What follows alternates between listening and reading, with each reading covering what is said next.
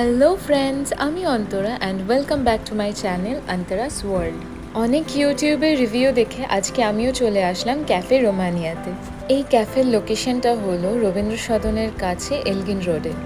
Look at the weather guys, এত সুন্দর weather দেখেই আমি ভাবলাম আজকে বেরিয়ে পড়া যাক রোমানিয়াতে লাঞ্চ করার উদ্দেশ্যে। তবে লাঞ্চ করার টাইমিং পেরিয়ে গেছে, আমি একটু লেটই করে ফেলেছি। অলমোস্ট এখন 5টা বাজে। আকাশে যা মেঘ করেছে যে কোনো মুহূর্তে বৃষ্টি আসতে পারে। সো দ্যাট আমি ক্যাফেতে ঢুকেই আগে রুফটপ সেকশনে চলে এসেছি, যেখান থেকে জাস্ট ভিউটা দেখো তোমরা একবার, অসাম লাগছে।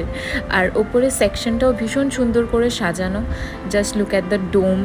আর পুরোটাই গ্রিসের আদলে ইন্টেরিয়ার করা। অবভিয়াসলি ওখানকার ঘর বাড়ি, ওখানের কালার প্যালেট দিয়েই সাজানো হয়েছে। সো দেখতে ভীষণই ভালো লাগছিল। আর ভেতরে একটা সেকশন করেছে ওরা খাওয়ার জন্য, আর বাইরেও একটা সেকশন আছে। বাট এইটা আপাতত বন্ধ ছিল বিকজ বৃষ্টি আসার জন্য ওরা ওপরের রুফটপটা বন্ধ রেখেছিল। হ্যাঁ, সবাই ফটোশ্যুট করার জন্য আসছিল, আমিও নিজের কিছু পিকচার্স এখানে তুলে নিয়েছিলাম সেই সুযোগে। Look at the sky guys, এত ভালো লাগছে, কাশ এখানে বসতে পারতাম, বাট ওরা অ্যালাউ করবে না। আর দূরে দেখো ভিক্টোরিয়া দেখা যাচ্ছে, ভিক্টোরিয়া মেমোরিয়াল হল।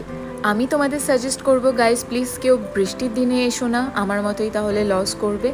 আর একটু আলো থাকতে থাকতে এসো, কারণ আলো না থাকলে অন্ধকারে এই যে ইন্টেরিয়ার এত সুন্দর সেটা কিন্তু মিস করে যাবে তোমরা।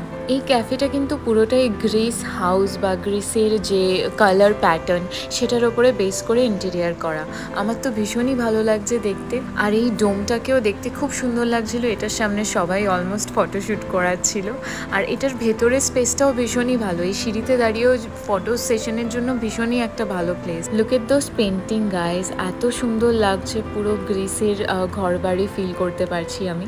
পেন্টিংগুলোর জন্য এই ডোমের ভেতরের জায়গাটা ভীষণই সুন্দর লাগছিল দেখতে। যদিও আমি এখানে কোনো ফটো সেশন করিনি, কারণ আমার প্রচণ্ড খিদে পাচ্ছিল বিকজ লাঞ্চ তো টাইমিং অনেকটা আগেই পেরিয়ে গেছে। আমি ভাবতে বা প্ল্যান করতে অনেকটা লেট করে ফেলেছি এখানে আসতে। সো ফাইনালি আমরা এখন ওপর থেকে নিচে যাচ্ছি।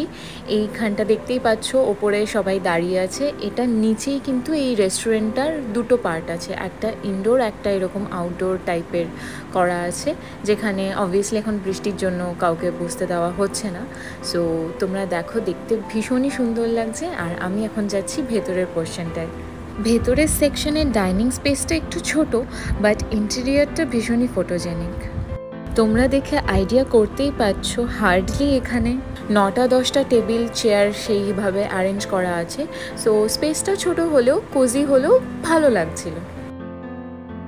আমি চিকেনের একটি ইউনিক আইটেম অর্ডার করেছিলাম, আমি এর আগে কখনো ট্রাই করিনি, বাট খেতে সত্যি খুব ভালো ছিল। দেন আমি অফকোর্স একটা পিৎজা অর্ডার করেছিলাম, বিকজ ইটালিয়ান বা গ্রিস এই টাইপের থিমের কোনো ক্যাফেতে এসে যদি পিৎজা অর্ডার না করা হয় তাহলে লিটারালি ঠকে যাওয়া হবে, বিকজ এখানকার পিৎজাগুলো সত্যি খুব টেস্টি হয়। সো ফুড কোয়ালিটি, এখানকার interior environment was really good. I really enjoyed my time here, and the weather is really added extra point on this. So if you guys like my video, do like, comment, share and subscribe my channel. See you in the next video. Bye.